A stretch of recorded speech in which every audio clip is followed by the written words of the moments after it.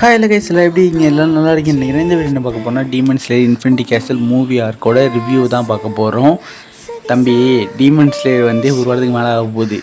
இப்போ என்ன மூஞ்சை வச்சுக்கிட்டு வந்தீங்க அப்படின்னு கேட்குறது எனக்கு புரியுது. நீ கேட்ட ஒவ்வொரு கேள்வி என்ன செருப்பால் அடிச்ச மாதிரி இருக்குடா. பட் நான் வந்து இந்த மூவியை வந்து வந்தப்போ ரிவ்யூ பண்ணலான்னு நினச்சேன். பட் நான் 2 காரணத்துக்காக ரிவ்யூ பண்ணல. ஃபஸ்ட்டு ஒன்று வந்து என்னோடய சோம்பேறித்தனம் தான், ஒத்துக்கிறேன். சோம்பேறித்தனம் தான், பண்ணலாம்னு நினச்சேன். பார்த்தா ஒரு வாரம் கிடக்க போகுது. 2வது ஒன்று வந்து இந்த டீமன் ஸ்லேயர் இருக்குல்ல, இது வந்து ஸ்டார்டிங்லேயே வந்து நான் எந்த ஸ்பாயிலர்ஸ் போட முடியாது. ஏன்னா ஒரு படம் வந்தோடனே அதை நம்ம ஸ்பாயிலர் பண்ணிட்டோம் அப்படின்னா அதை பார்க்குற இம்பேக்டே இருக்காது. பட் வந்து என்னென்னா நம்மளுடைய ஊரில் வந்து இப்போ கொஞ்சம் அவ்வளோதான், டீமன் ஸ்லேயர்லாம் முடிச்சிட்டாங்க. அதோட இப்போ ரீல்ஸும் போட்டு தள்ள ஆரம்பிச்சிட்டாங்க. அதனால் வந்து பிரச்சனை கிடையாது, ஸ்பாயிலர் போட்டாலுமே அது ஒரு பிரச்சனையாகவே இருக்காது. ஏன்னா நிறைய பேர் டவுன்லோட் பண்ணிட்டீங்க, இப்போ படத்தை டவுன்லோட் பண்ணி பார்த்துட்டீங்க. இப்போ அதை பற்றி நான் உங்கள்கிட்ட பேச முடியல. நான் அது ஸ்பாயிலர்ஸ் எல்லாம் அப்படியே போட்டு பேசிடலாம், எனக்குமே கொஞ்சம் கம்ஃபர்டபுளாக இருக்கும் பேசுறதுக்கு. அதனால தான் கொஞ்சம் நாளாகட்டும்னு வெயிட்டும் பண்ணேன். இந்த 2 காரணத்தினால தான் டீமன் ஸ்லேயர் ரிவ்யூ போடுறதுக்கு இவ்வளோ நாள் ஆச்சு. சரி, ஓகே கைஸ், இப்போ வாங்க வீடியோக்குள்ளே போயிடலாம்.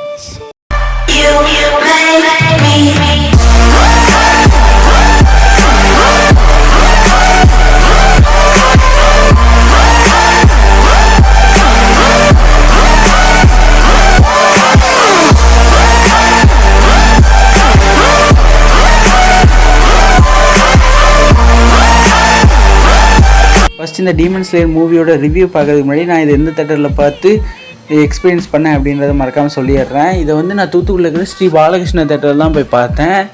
அங்கே வந்து ஒரு சீட்டு கொடுத்துருந்தேன். கரெக்டாக வந்து நடுவில் உட்காந்துருந்தேன்னு நினைக்கிறேன். 150 ரூபா டிக்கெட் தான், வாங்கி போய் பார்த்தேன். உண்மையில் அந்த சீட்லாம் ரொம்ப கம்ஃபர்டபுளாகவே இருக்குங்க. செம்ம இதாக இருந்தது. சவுண்டு குவாலிட்டிலாம் வேறு லெவலில் கொடுத்துருப்பாங்க. முக்கியமாக வந்து நம்ம டீமன் ஸ்லேயர் மட்டும் கிடையாது, எல்லா அனிமேக்குமே வந்து ஒரு மீடியம் ஆஃப் சைஸில் தான் வந்து லென்த் பண்ணியிருப்பாங்க. பட் வந்து பாலகிருஷ்ணா தேட்டர் வந்து கொஞ்சம் பெரிய ஸ்க்ரீன் தான், அது வந்து மூவி ஸ்க்ரீன் தான். அதனால் வந்து கரெக்டாக நடுவில் போட்டாங்களா. ஃபஸ்ட்டு வந்து ஒரு மாதிரி டிஸ்கஸ்டிங்காக இருந்தாலும் அதுக்கப்புறம் கதை போகிற போக்கில் வந்து அதெல்லாம் ஒன்றுமே தெரியலை. அதோட சீட் குவாலிட்டி சூப்பராகவே இருக்கும் ஸ்ரீ பாலகிருஷ்ணா தேட்டரில். அதே ஒரு நல்ல கம்ஃபர்டபுளான ஒரு சீட்டு, வலிக்கவே இல்லை உண்மைக்கும். ஆனால் என்ன காசு, ஸ்நாக்ஸுக்கு காசு வாங்க வச்சுட மட்டும்தான் லேசாக மனசு வலிச்சுது. உனக்கு ஆகணும்டா. அதாவது நீங்கள் வந்து படம் பார்க்குறீங்க அப்படின்னா கண்டிப்பாக ஸ்நாக்ஸ் சாப்பிட்டு தான் ஆகணும்.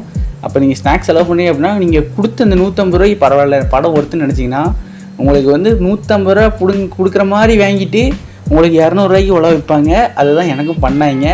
இங்கே மட்டும் கிடையாது, எல்லா தேட்டர்லையும் தான் பண்ணுவாங்க. அதனால் வந்து முடிஞ்ச அளவுக்கு நம்மளோட வாயை கண்ட்ரோல் பண்ணிக்கோங்க, எந்த தேட்டர் போகிறதா இருந்தாலும். இந்த வந்து டீமன் ஸ்லேயருக்கு மட்டும் சொல்ல, எல்லா மூவிக்குமே சொல்கிறேன், எங்கே போகிறதா இருந்தாலும் முடிஞ்ச அளவுக்கு நீங்கள் உங்களை கண்ட்ரோல் பண்ணிக்கிட்டால் மட்டும்தான் உங்களுக்கு அதிகமான செலவாகாமல் இருக்கும். சரி, ஓகே, இப்போ வந்து முதல்ல கதைக்குள்ளே போயிடலாம். ஃபஸ்ட்டு வந்து இந்த டீமன் ஸ்லேயரில் வந்து ஒரு இன்ட்ரொடக்ஷன் கொடுப்பாங்க எல்லா ஆஷிராஸுக்கும். அதே மாதிரி சில கேரக்டர்ஸுக்கும் கொடுப்பாங்க. நம்ம ஜெனிட்ஸு, இனோசுகே, நம்ம டாஞ்சிரோன்னு சொல்லி கொடுப்பாங்களா, அதெல்லாம் எல்லாமே பக்காவாக இருக்கும். சும்மா ஃபயர் தான், பூஸ்பம் சீன்ஸ் தான். அதுலேயும் முக்கியமாக எனக்கு ரொம்ப பிடிச்சது வந்து விண்ட் ஆஷிராவோடதும் அப்புறம் வந்து நம்ம வாட்டர் ஆஷிராவோடதும். சும்மா அதை மட்டும் தரமாக பண்ணியிருப்பாங்க. அதுவும் நம்ம விண்ட் ஆஷிராவோடது பார்த்துருப்பீங்கன்னு நினைக்கிறேன். அப்படியே பாஞ்சு ஒரு நான் நினச்சேன் தலைவன் வந்து அடித்து தூக்க போகலான்னு பார்த்தா சிம்பிளாக கட் பண்ணுவான் கையும் தலையும். அது வந்து டெஸ்ட்ராய் ஆகிரும். அது தலையை துண்டாக போனால் பரவாயில்ல, டிஸ்ட்ராய் ஆகும். அது இருந்த இடமே தெரியாமல் போயிடும். அப்புறம் இந்த படத்தில் கட்டுற மாதிரி அப்படியே பொத்துன்னு அவன் நம்ம ஆளை ரவுண்ட் அப் பண்ணுவாங்க இண்டாஸ்ட்ராவை. தலைவன் கோபத்தையும் அழுகையும் சேர்த்து வச்சுட்டு ஒரு ஃபேஸ் ரியாக்ஷன் கொடுத்துருப்பான் பாருங்கள். அந்த மூமெண்ட்லேயே சில்லறையை சதற விட்டோம். அதுக்கடுத்து வாட்டர் ஆஷிராவோட ஒரு மூமெண்ட் கொடுத்துருப்பாங்க, அது தரமாக இருக்கும். முக்கியமாக அந்த அனிமேஷன் குவாலிட்டி, கொய்யால அனிமேஷன் வந்து கொளுத்தாங்க. உண்மையை சொல்லிட்டா, இந்த படத்தை 2 வருஷம் எடுத்தாங்கல்ல, இந்த படத்தை எடுக்கலை, இந்த படத்தை செதுக்கியிருக்காங்கன்னு தான் நம்ம சொல்லி ஆகணும்.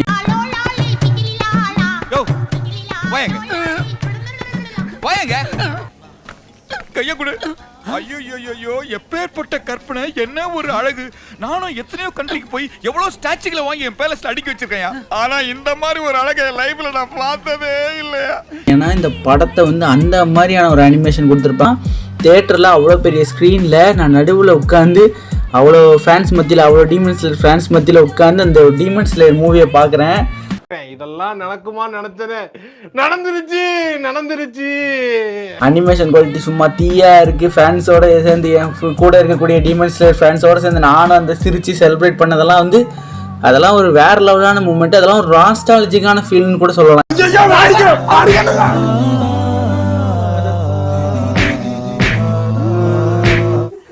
அங்கேயே நின்னுட்டேன். எனக்கு அது ஒரு நாஸ்டாலஜிக்கான ஃபீலாக தோணுது அப்படின்னா, நான் ஃபஸ்ட்டு டைமாக ஒரு அனிமே மூவியை தேட்டரில் போய் பார்க்குறேன்.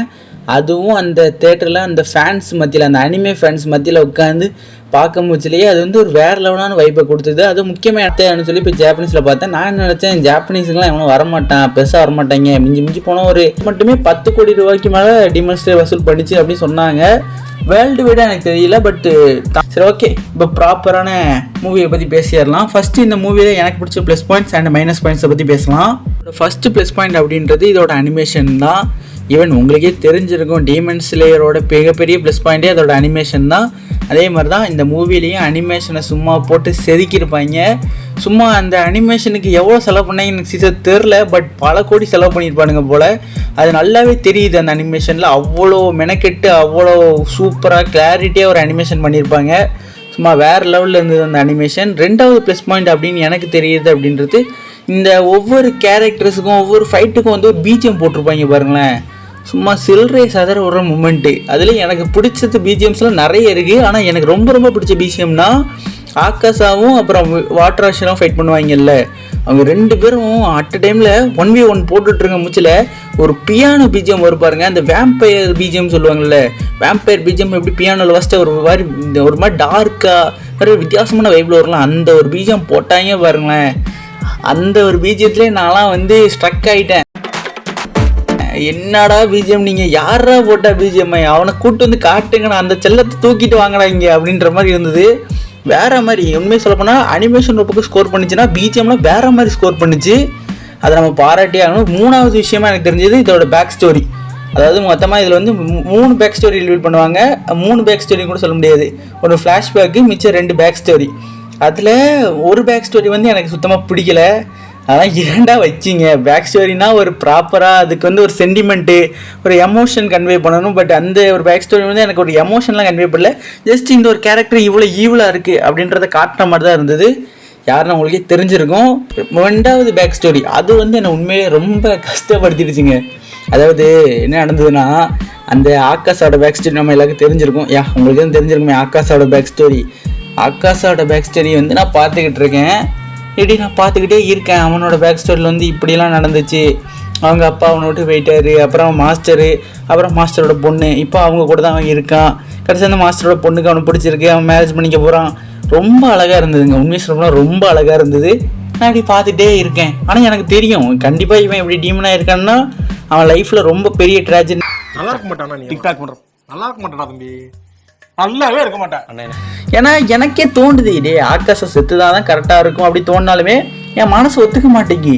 ஆகாஷா சாகாமல் இருந்தால் கொஞ்சம் நல்லா இருக்குமே அப்படின்லாம் தோண்டுச்சு. ரொம்ப முக்கியமான விஷயம் என்ன தெரியுமா, இந்த அவனே செல்ஃப் டிஸ்ட்ராக்ட் பண்ணிக்க முடியல சில கேரக்டர்ஸ்லாம் கொண்டு வருவாங்க. அந்த மாஸ்டரு, அப்புறம் அவங்க அப்பா, அப்புறமா அவனை லவ் பண்ண அந்த பொண்ணு, அதெல்லாம் கொண்டு வர முடியல. நான் வந்து சீட்டோட எட்ஜில் இல்லை, பின்னாடி தள்ளிட்டேன். ஏன்னா நான் வந்து ஃபைட் நடக்கும்போது சீட்டோட எட்ஜில் இருந்தேன். பட் ஆகாஷோட பேக் ஸ்டோரி, அப்புறம் அவன் இவ்வளோ கஷ்டப்பட்டிருக்கான்னு தெரிஞ்ச உடனே அப்படியே கொஞ்சம் கொஞ்சமாக சாஞ்சி அப்படியே சீட்டோட சாஞ்சிட்டேன். ஒரேடியாக சாஞ்சிட்டு இப்படி கையை வச்சுருக்கேன். கையை வந்து மூஞ்சிக்கிட்ட வச்சுருக்கேன். எனக்கு தெரியுது என் மூஞ்சி வந்து கவலையாக இருக்குது, வருத்தப்படுது அப்படின்றது என்னாலேயே ஃபீல் பண்ண முடிஞ்சது. நான் ரொம்ப சேடாக இருக்கேன்னு.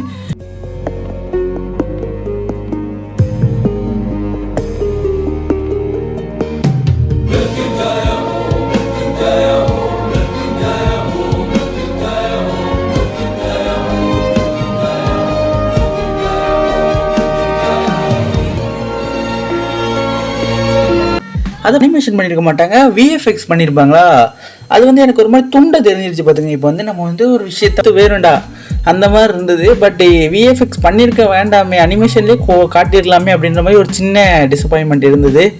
ஏதாச்சும் பண்ணேனா நான் பாட்டு ஓரமா அப்பாவி பிச்சைக்கார மாதிரி உட்காந்துருக்கான் பாருங்க மேடம்ன்ற மாதிரி உட்காந்துருக்கேன். சாரி என்னென்னமோ பண்ணி எப்படியோ மாட்டி விடுறீங்க, பிரச்சனை இல்லை. இதையும் தாண்டி எனக்கு இன்னும் கொஞ்சம் டிசப்பாயின்மெண்ட்டாக இருந்தது அப்படின்றது இனோசிகேவோட ஃபைட்டிங் சீன்ஸ் எதுவுமே இல்லைன்றது தான். ஏன்னா இனோசிகேவோட ஃபைட்டிங் சீன்ஸுமே நான் எதிர்பார்த்தேன். எந்த அளவுக்கு ஜெனிட்ஸோட ஃபைட்டிங் சீன்ஸ் எதிர்பார்த்தனோ அதுக்கு கொஞ்சம் ஈக்குவலாகவே நான் இனோசிக்கியோட எதிர்பார்த்தேன். ஏன்னா தலைவன் ஒருத்த மாதிரி தான் இன்ஃபினிட்டி கேசலுக்குள்ளே சிரிச்சுக்கிட்டே வந்தவன், என்ஜாய்மெண்ட்டுக்காக வந்தவன். அவன் மட்டும்தான், அவனுக்கு கொஞ்சம் காட்டியிருக்கலாம். பட் வந்து கடைசியில் சும்மா ஃபன் எலமெண்ட்டு காட்டினீங்க. பட் பார்ட் 2ல் வந்து இனோசிக்கு ஒரு சம்பவம் இருக்குன்னு எனக்கு நம்பிக்கை இருக்குது. ஓகே கைஸ், இதுதான் டீமன் ஸ்லேயரை பற்றின என்னோட ஒரு ரிவ்யூ. உங்களோட ரிவ்யூ அப்படின்றத மறக்காம கீழே கமெண்ட் பண்ணுங்கள். நீங்கள் யாரெல்லாம் போய் டீமன் ஸ்லேயரை வந்து தேட்டரில் பார்த்தீங்க, தமிழில் பார்த்தீங்களா, ஜாப்பனீஸில் பார்த்தீங்களா, இங்கிலீஷில் பார்த்தீங்களான்றது மறக்காம இல்லை கமெண்ட் பண்ணுங்கள்.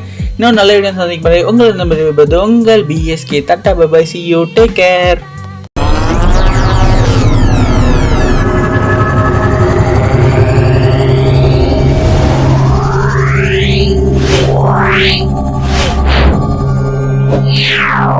Yeah.